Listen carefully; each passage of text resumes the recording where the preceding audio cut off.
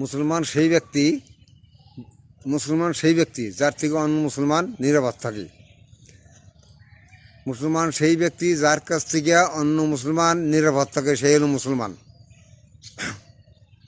যে মুসলমান আর এক মুসলমানকে শাস্তি দেয়, আর এক মুসলমানকে নির্যাতন করে, সে মুসলমান না।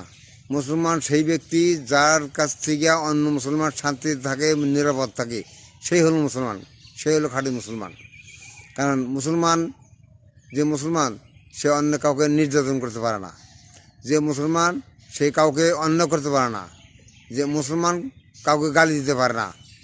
কাজে সেই মুসলমান যে তার কাছ থেকে অন্য মুসলমান নিরাপদে থাকে এবং শান্তিতে থাকে, সেই হলো মুসলমান। আর মুসলমান মানে দুনিয়া যা দেখেন এগুলি সঠিক মুসলমান, এটা নামই মাত্র মুসলমান, এটা নামই মাত্র মুসলমান। কিন্তু মুসলমানের কাজ সব মানুষ কিন্তু মুসলমানের কাজ করে না।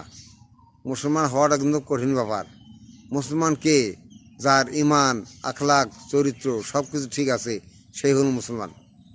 যার ইমান, আখলাক, আমল, চরিত্র এগুলো যার ঠিক আছে, সেই হল মুসলমান।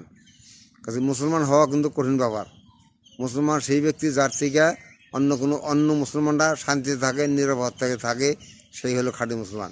কাজে আমরা যদি খাঁটি মুসলমান হইতে পারি, আল্লাহ পাক তুমি তৌফিক দান করো।